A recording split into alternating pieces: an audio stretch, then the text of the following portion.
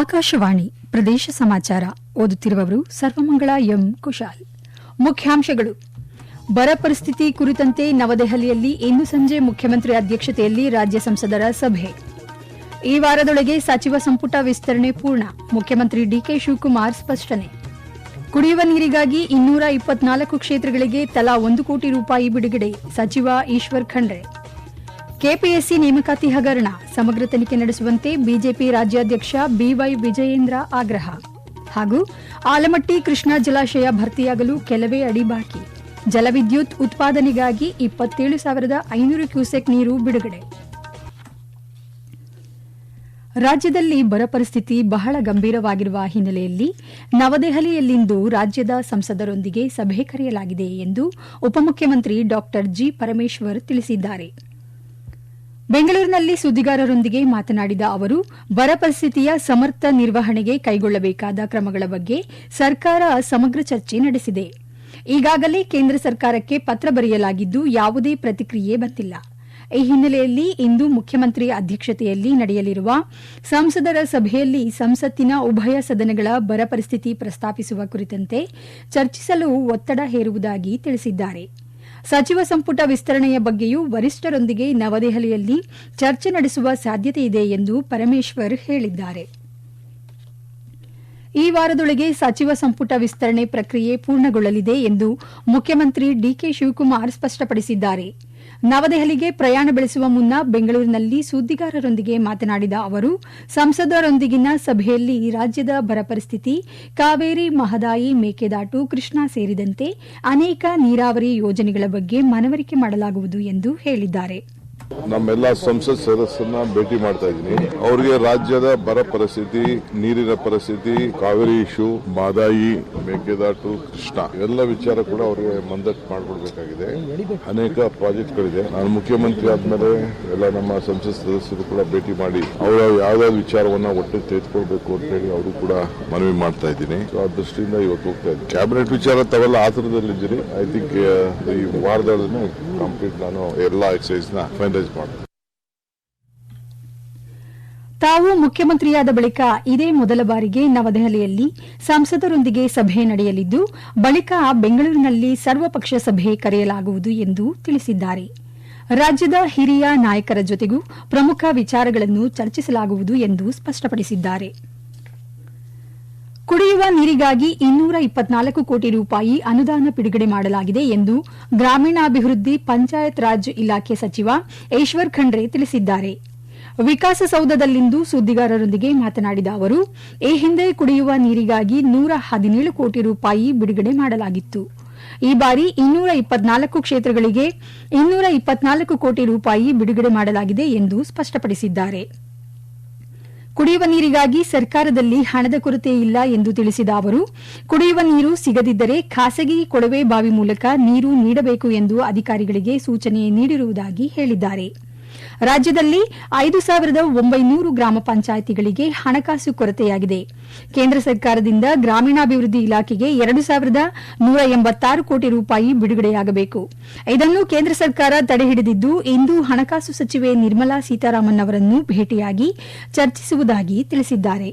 ನಮ್ಮ ಸರ್ಕಾರದ ಮಹತ್ವಾಕಾಂಕ್ಷಿ ಯೋಜನೆ ಉದ್ಯೋಗ ಖಾತ್ರಿ ಯೋಜನೆ ಈಗ ಸ್ವಲ್ಪ ಬದಲಾವಣೆಯಾಗಿದೆ. ಎಬಿಜಿ ರಾಮ್ಜಿ ಈಗ ಬರ ಇದ್ದಂತಹ ಸಂದರ್ಭದಲ್ಲಿ ನಾನು ಎಲ್ಲಾ ಕಡೆ ವಿಡಿಯೋ ಕಾನ್ಫರೆನ್ಸ್ ಮುಖಾಂತರ ಎಲ್ಲಾ ಸಿಒಗಳಿಗೆ ಸೂಚನೆಯನ್ನು ಕೊಟ್ಟಿದ್ದೇನೆ. ಎಲ್ಲಾ ಗ್ರಾಮ ಪಂಚಾಯತಿಗಳಲ್ಲಿ, ಎಲ್ಲಾ ಗ್ರಾಮಗಳಲ್ಲಿ ಕಡ್ಡಾಯವಾಗಿ ಎಲ್ಲರಿಗೂ ಉದ್ಯೋಗ ಬೇಕಾಗಿದೆ. ಉದ್ಯೋಗ ಸೃಷ್ಟಿ ಮಾಡಲಿಕ್ಕೆ ಹಣಕಾಸಿನ ಕೊರತೆ ಇಲ್ಲ. ರಾಜ್ಯ ಸರ್ಕಾರದ ಹಣ ಇವತ್ತು ದಿವಸ ಇದಕ್ಕೆ ಅನುದಾನ ಬಿಡುಗಡೆ ಮಾಡಿದೆ. ಕೆಪಿಎಸ್ಸಿ ನೇಮಕಾತಿ ಹಗರಣದ ಬಗ್ಗೆ ಸಮಗ್ರ ತನಿಖೆ ನಡೆಸುವಂತೆ ಬಿಜೆಪಿ ರಾಜ್ಯಾಧ್ಯಕ್ಷ ಬಿವೈ ವಿಜಯೇಂದ್ರ ಆಗ್ರಹಿಸಿದ್ದಾರೆ. ಬೆಂಗಳೂರಿನಲ್ಲಿಂದು ಸುದ್ದಿಗಾರರೊಂದಿಗೆ ಮಾತನಾಡಿದ ಅವರು, 400 ಪಶು ವೈದ್ಯಕೀಯ ಅಧಿಕಾರಿಗಳ ನೇಮಕಾತಿಯಲ್ಲಿ ನಡೆದಿದೆ ಎನ್ನಲಾದ ಅಕ್ರಮಗಳ ಕುರಿತಂತೆ ಆರೋಪಿಗಳ ವಿರುದ್ಧ ಕಠಿಣ ಕ್ರಮ ಕೈಗೊಳ್ಳುವಂತೆ ಒತ್ತಾಯಿಸಿದ್ದಾರೆ. ನೇಮಕಾತಿ ಪ್ರಕ್ರಿಯೆಗೆ ಸಂಬಂಧಿತ ಆಪಾದಿತ ಆಡಿಯೋ ಸೋರಿಕೆಯನ್ನು ಅತ್ಯಂತ ಗಂಭೀರ ಬೆಳವಣಿಗೆ ಎಂದು ತಿಳಿಸಿದ್ದಾರೆ. ಕೆಪಿಎಸ್ಸಿ ವಿರುದ್ಧ ಕೇಳಿಬಂದಿರುವ ಆರೋಪಗಳು ನೇಮಕಾತಿ ಪ್ರಕ್ರಿಯೆಯ ವಿಶ್ವಾಸಾರ್ಹತೆಯನ್ನು ದುರ್ಬಲಗೊಳಿಸಿವೆ ಎಂದು ಹೇಳಿದ್ದಾರೆ. ಕೆಪಿಎಸ್ಸಿ ಅಕ್ರಮಗಳ ವಿರುದ್ಧ ಪ್ರತಿಭಟನೆ ನಡೆಸುವ ವಿದ್ಯಾರ್ಥಿಗಳಿಗೆ ಬಿಜೆಪಿ ಸಂಪೂರ್ಣ ಬೆಂಬಲ ನೀಡಲಿದೆ ಎಂದು ಸ್ಪಷ್ಟಪಡಿಸಿದ್ದಾರೆ. ಪ್ರದೇಶ ಸಮಾಚಾರ ಕೇಳುತ್ತಿದ್ದೀರಿ. ನಮ್ಮ ಎಲ್ಲಾ ರಾಷ್ಟ್ರೀಯ ವಾರ್ತೆಗಳು ಹಾಗೂ ಪ್ರದೇಶ ಸಮಾಚಾರ ಈಗ ಆಕಾಶವಾಣಿ ನ್ಯೂಸ್ ಕನ್ನಡ ಯೂಟ್ಯೂಬ್ ಚಾನೆಲ್ನಲ್ಲಿ ಲಭ್ಯ. ನಮ್ಮ ಎಕ್ಸ್ ಖಾತೆ ಮತ್ತು ಇನ್ಸ್ಟಾಗ್ರಾಂ ಖಾತೆ ಆಕಾಶವಾಣಿ ನ್ಯೂಸ್ ಕನ್ನಡ. ಹೆಚ್ಚಿನ ಮಾಹಿತಿಗಾಗಿ ನಮ್ಮ ಫೇಸ್ಬುಕ್ ಖಾತೆ AIR ಕನ್ನಡ ನ್ಯೂಸ್ ಅನುಸರಿಸಿ. ಮಾಹಿತಿಯ ಹೂರಣ ವಾರದ ಕಾರ್ಯಕ್ರಮ ಪ್ರಚಲಿತ ವಿದ್ಯಮಾನ ಪ್ರತಿ ಬುಧವಾರ 9:15.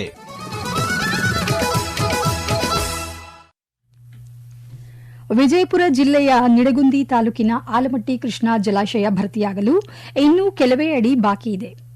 519.60 ಮೀಟರ್ ಗರಿಷ್ಠ ಎತ್ತರದ ಜಲಾಶಯದಲ್ಲಿ 519.12 ಮೀಟರ್ವರೆಗೆ ನೀರು ಹರಿದು ಬಂದಿದೆ. 123.081 ಟಿಎಂಸಿ ಗರಿಷ್ಠ ಜಲ ಸಾಮರ್ಥ್ಯದ ಜಲಾಶಯದಲ್ಲಿಂದು 114.896 ಟಿಎಂಸಿ ನೀರು ಸಂಗ್ರಹವಾಗಿದೆ. ಮಹಾರಾಷ್ಟದ ಕೊಯ್ನಾ ಅಣೆಕಟ್ಟು ಸೇರಿದಂತೆ ವಿವಿಧ ಜಲಾಶಯಗಳಿಂದ ಆಲಮಟ್ಟಿ ಜಲಾಶಯಕ್ಕೆ 73,461 ಕ್ಯೂಸೆಕ್ ನೀರು ಹರಿದು ಬಂದಿದೆ. ಆಲಮಟ್ಟಿ ಜಲ ವಿದ್ಯುದಾಗಾರಕ್ಕೆ ವಿದ್ಯುತ್ ಉತ್ಪಾದನೆಗಾಗಿ 77,500 ಕ್ಯೂಸೆಕ್ ನೀರನ್ನು ಹರಿಬಿಡಲಾಗುತ್ತಿದೆ. ಕರ್ನಾಟಕದ ಪ್ರಸ್ತಾವಿತ ಮೇಕೆದಾಟು ಯೋಜನೆಯನ್ನು ಮುಂದುವರೆಸಲು ಬಿಡುವುದಿಲ್ಲ ಎಂದು ತಮಿಳುನಾಡು ಕಂದಾಯ ಸಚಿವ ಸೆಂಗೋಟ್ಟಿಯೇನ್ ತಿಳಿಸಿದ್ದಾರೆ. ಕೊಯಮತ್ತೂರಿನಲ್ಲಿ ಸುದ್ದಿಗಾರರೊಂದಿಗೆ ಮಾತನಾಡಿದ ಅವರು, ಮೇಕೆದಾಟು ಯೋಜನೆಗೆ ಒಂದು ಇಟ್ಟಿಗೆಯನ್ನು ಹಾಕಲು ಬಿಡುವುದಿಲ್ಲ ಎಂದು ಹೇಳಿದ್ದಾರೆ. ಮುಖ್ಯಮಂತ್ರಿ ಜೋಸೆಫ್ ವಿಜಯ್ ಯಾವುದೇ ಕಾರಣಕ್ಕೂ ಈ ಯೋಜನೆಗೆ ಅವಕಾಶ ನೀಡುವುದಿಲ್ಲ ಎಂದು ಸ್ಪಷ್ಟಪಡಿಸಿದ್ದಾರೆ. ಕಾವೇರಿ ನೀರಿನ ಮೇಲೆ ತಮಿಳುನಾಡು ಹಕ್ಕುಗಳನ್ನು ರಕ್ಷಿಸುವ ಬಗ್ಗೆ ಸರ್ಕಾರ ದೃಢ ನಿಲುವು ಹೊಂದಿದೆ ಎಂದು ಪುನರುಚ್ಚರಿಸಿದ್ದಾರೆ. ಪ್ರತಿಭಟನೆ ವೇಳೆ ಆಕ್ಷೇಪಾರ್ಹ ಪದ ಬಳಕೆ ಮಾಡಿದ ಆರೋಪದ ಮೇಲೆ ವಿಧಾನ ಪರಿಷತ್ ಸದಸ್ಯ ಸಿಟಿ ರವಿ ವಿರುದ್ಧ ಚಿಕ್ಕಮಗಳೂರು ನಗರ ಪೊಲೀಸ್ ಠಾಣೆಯಲ್ಲಿ ದೂರು ದಾಖಲಾಗಿದ್ದು, ಖುದ್ದು ವಿಚಾರಣೆಗೆ ಹಾಜರಾಗುವಂತೆ ಸಿಟಿ ರವಿ ಅವರಿಗೆ ಪೊಲೀಸರು ನೋಟಿಸ್ ಜಾರಿ ಮಾಡಿದ್ದಾರೆ. ವಿಚಾರಣೆಗೆ ಹಾಜರಾಗಲು ಸಿಟಿ ರವಿ 7 ದಿನಗಳ ಕಾಲಾವಕಾಶ ಕೇಳಿದ್ದು, ಇದಕ್ಕೆ ಪೊಲೀಸ್ ನಿರಾಕರಿಸಿದ್ದಾರೆ ಎನ್ನಲಾಗಿದೆ. ಪ್ರಕರಣ ಕುರಿತು ಮಾಧ್ಯಮಗಳಿಗೆ ಪತ್ರಿಕಾ ಪ್ರಕಟಣೆ ನೀಡಿರುವ ಸಿಟಿ ರವಿ ತಾವು ಯಾವುದೇ ಕೋಮು ವಿರೋಧಿ ಹೇಳಿಕೆ ನೀಡಿಲ್ಲ, ಆದರೆ ರಾಜ್ಯದ ಕಾಂಗ್ರೆಸ್ ಸರ್ಕಾರವು ತಮ್ಮ ಮೇಲೆ ದ್ವೇಷ ರಾಜಕಾರಣ ಮಾಡುತ್ತಿದೆ ಎಂದು ಆರೋಪಿಸಿದ್ದಾರೆ. ರಾಜ್ಯದ ಪೊಲೀಸ್ ಇಲಾಖೆಯನ್ನು ದುರ್ಬಳಕೆ ಮಾಡಿಕೊಳ್ಳುತ್ತಿದೆ ಎಂದು ದೂರಿದ್ದಾರೆ. ಮುನ್ನೆಚ್ಚರಿಕಾ ಕ್ರಮವಾಗಿ ಚಿಕ್ಕಮಗಳೂರಿನಲ್ಲಿ ಸಿಟಿ ರವಿ ನಿವಾಸಕ್ಕೆ ಹೆಚ್ಚಿನ ಪೊಲೀಸ್ ಬಂದೋಬಸ್ತ್ ಕಲ್ಪಿಸಲಾಗಿದೆ. ರಾಜ್ಯ ಪೊಲೀಸ್ ಇಲಾಖೆಯಲ್ಲಿ ಖಾಲಿ ಇರುವ ಉಳಿಕೆ ವೃಂದದ ಸಿವಿಲ್ ಪೊಲೀಸ್ ಪೇದೆ ಹುದ್ದೆಗಳ ನೇಮಕಾತಿಯ ಲಿಖಿತ ಪರೀಕ್ಷೆಯನ್ನು ಪಾರದರ್ಶಕ ಹಾಗೂ ಶಿಸ್ತುಬದ್ದವಾಗಿ ನಡೆಸುವ ನಿಟ್ಟಿನಲ್ಲಿ ಎಲ್ಲಾ ಅಗತ್ಯ ಸಿದ್ದತೆಗಳನ್ನು ಕೈಗೊಳ್ಳಬೇಕೆಂದು ಜಿಲ್ಲಾಧಿಕಾರಿ ಡಾ ಆನಂದ್ ಕೆ ಅಧಿಕಾರಿಗಳಿಗೆ ಸೂಚನೆ ನೀಡಿದ್ದಾರೆ. ವಿಜಯಪುರದಲ್ಲಿ ಆಯೋಜಿಸಲಾಗಿದ್ದ ಪರೀಕ್ಷೆಯ ಪೂರ್ವಭಾವಿ ಸಭೆಯ ಅಧ್ಯಕ್ಷತೆ ವಹಿಸಿ ಮಾತನಾಡಿದ ಅವರು, ಒಟ್ಟು 61 ಪರೀಕ್ಷಾ ಕೇಂದ್ರಗಳಲ್ಲಿ ಯಾವುದೇ ರೀತಿಯ ಲೋಪದೋಷಗಳಿಲ್ಲದೆ ಪರೀಕ್ಷೆಗಳು ಸುಸೂತ್ರವಾಗಿ ನಡೆಯುವ ನಿಟ್ಟಿನಲ್ಲಿ ಅಧಿಕಾರಿಗಳು ಎಚ್ಚರಿಕೆ ವಹಿಸಬೇಕು ಎಂದು ಸೂಚಿಸಿದ್ದಾರೆ.